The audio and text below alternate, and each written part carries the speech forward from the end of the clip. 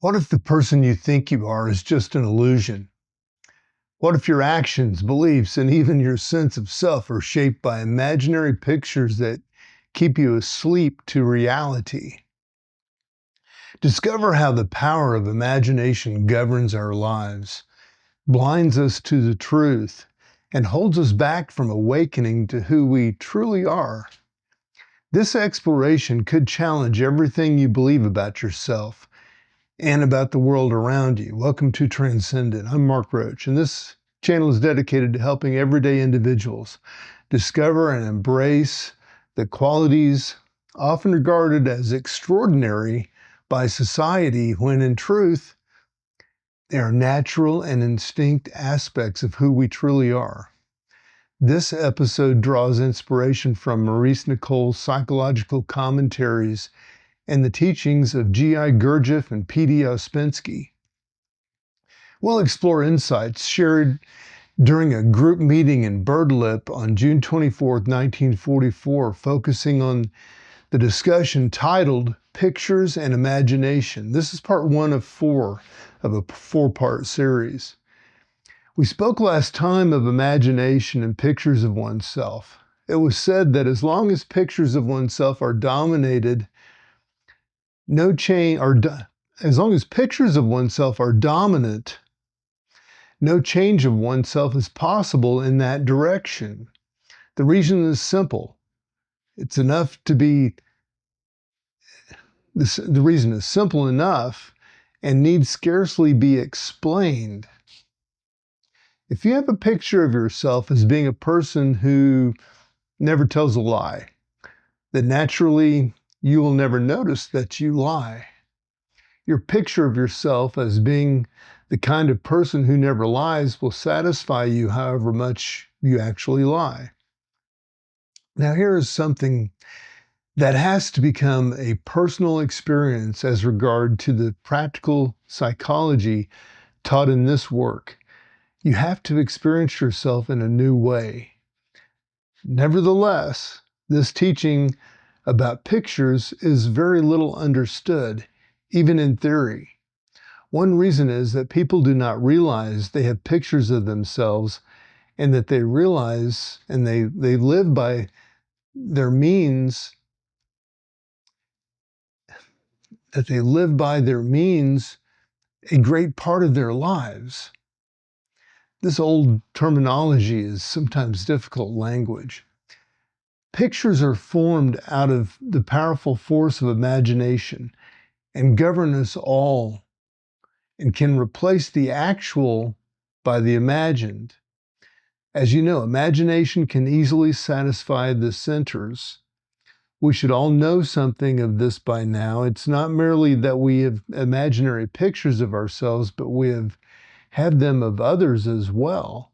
And this is why it seems to us often that the work is brutal.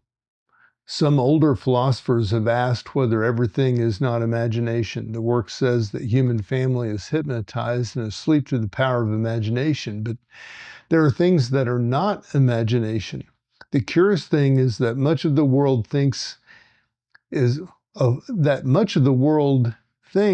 imagination is not, and vice versa from the standpoint of the work. For example, many think that this work and all esoteric ideas are imagination, and that the aims and affairs of life certainly are real. So people in this century of abnormal war and wonder why it is all as it is. Can we see that as it is because the human family is asleep and all the horrors are done by people who are asleep? I remember Mr. Ouspensky once saying in connection with this idea of the work that several writers have tried to express it, dimly realizing the situation, and he mentioned the early work of Wells called In the Days of the Comet. This fantasy, as the critics called it, speaks of a cloud that passed over the earth and made everyone awaken, so that people suddenly asked themselves what on earth they were all doing. They were all at war at the time. It was regarded as an amusing idea. Pictures of ourselves are formed from imagination and keep us asleep. Everyone has a certain number of pictures that take charge of him or her, binding people to themselves, making them believe that they're not what they are, or that they are what they're not. This is the action of a picture. All of us live mostly in pictures of ourselves. Now, in studying any one thing in oneself from the work angle, we should connect it with the main teachings of this work. Suppose that you think the idea of mankind is asleep is all nonsense, then you will never be able to see the pictures of yourself that dominate you. You will never be able to accept the idea that you are largely imagination, largely imaginary, and that the modicum of what is real in you is very small. In order to understand better, more deeply, we must continually realize and re-realize our position on this earth, where so much that is obviously evil and certainly unnecessary continually takes place and will continuously take place unless we awaken. The work says we are kept asleep because we are part of a substance called organic life, which covers the earth as a living smear or sensitive film, and whose function is to transmit force from the higher part of the ray of creation to the lower part, like a wireless receiver. We come at a place where a shock is necessary in the cosmic creation, yet we actually created to get free. We were actually created to get free from our bondage on earth.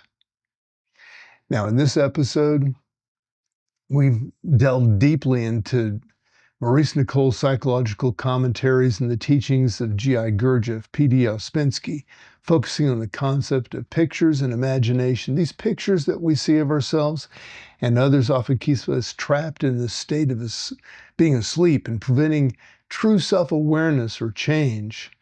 Through this lens, we explore how imagination dominates our perceptions and how awakening requires breaking free from these false images. The work teaches that humanity is largely asleep, living in a hypnotized state, and only through conscious effort and self-examination can we truly access what is truly real within us. Thanks for tuning in to Transcendent. I'm Mark Roach. Let's keep asking the big questions, challenging our perceptions, and working toward awakening our true potential. Wishing you all the best.